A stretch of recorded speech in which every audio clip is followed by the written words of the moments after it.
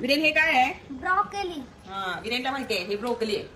पण आपल्याला काही जणांना माहिती नसतं. माहिती असलं ना तरी पण आपल्याला ह्याचं काय करायचं हे माहिती नसतं. भाजी करायची आहे का काय. त्याच्यात मी 1 चमचा तूप टाकते फोडणीसाठी.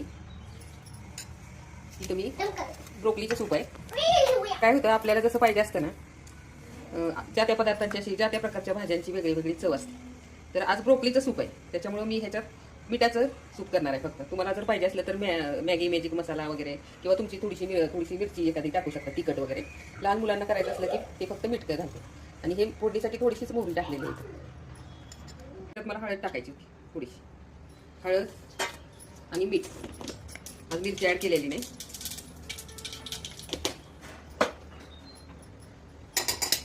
थोडंसं फोडणी टाकलेलं त्याच्यात ते वाटून मिक्सरमध्ये घेतलेलं सगळं बारीक. त्याला इथं अशी फोडणी द्यायची. आत्ताच घरच्या घरी हलवून झालेलं लोणी 1 चमचा टाक. हे तयार झालं आपलं ब्रोकलीचं सूप. पण मी काय करते, गाजराचं जर सूप करायचं असलं तर तुम्हाला जर आवडलं की कधीतरी मिठाचंच करायचं आहे तर तुम्ही बीट गाजरमध्ये मीठ टाकू शकता. पण ते शिजवून खाल्ल्यावर जरा पचायला हलकं जातं. ह्याच्यासाठी मी हे सगळे प्रकार शिजवून त्याचं सूप बनवते.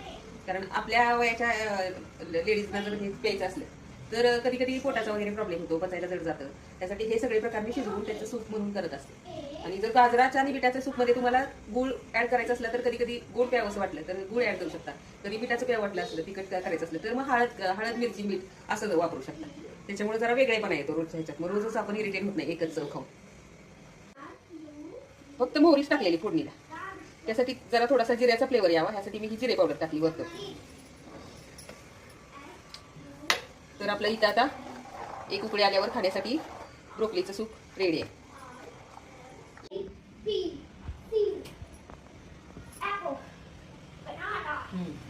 छान झालंय ब्रोकली सूप.